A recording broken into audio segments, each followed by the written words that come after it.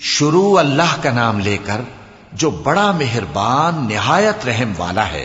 میں روز قیامت کی قسم کھاتا ہوں اور نفس لوامہ کی قسم کھاتا ہوں کہ سب لوگ اٹھا کر کھڑے کیے جائیں گے۔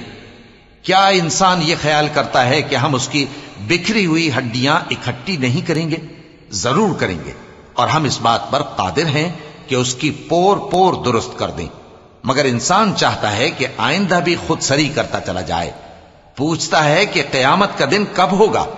سو جب آنکھیں چندھیا جائیں اور چاند گہنا جائے اور سورج اور چاند جمع کر دیے جائیں، اس دن انسان کہے گا کہ کہاں ہے بھاگنے کی جگہ؟ کہیں نہیں، کوئی جائے پناہ نہیں۔ اس روز تمہارے پروردگار ہی کے پاس تمہیں جا ٹھہرنا ہے۔ اس دن انسان کو جو عمل اس نے آگے بھیجے اور جو پیچھے چھوڑے ہوں گے سب بتا دیے جائیں گے۔ بلکہ انسان آپ اپنا گواہ ہے، اگرچہ عذر و معذرت کرتا رہے۔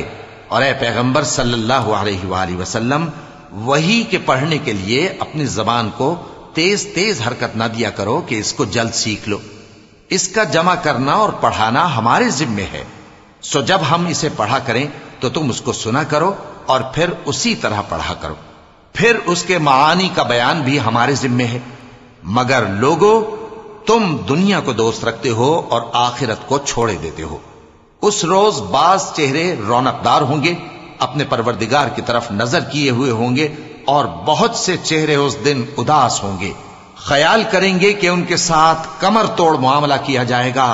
ہاں، جب جان گلے تک پہنچ جائے اور لوگ کہنے لگیں اس وقت کون جھاڑ پھونک کرنے والا ہے، اور اس جاں بلب نے سمجھا کہ اب جدائی کا وقت ہے اور پنڈلی سے پنڈلی لپٹ جائے، اس دن تجھ کو اپنے پروردگار کی طرف کھینچے چلے چلنا ہے۔ پھر ایسے مغرور نے نہ تو پیغمبر صلی اللہ علیہ وآلہ وسلم کو سچا جانا اور نہ نماز پڑھی، لیکن جھٹلایا اور منہ پھیر لیا، پھر اپنے گھر والوں کے پاس اکڑتا ہوا چل دیا۔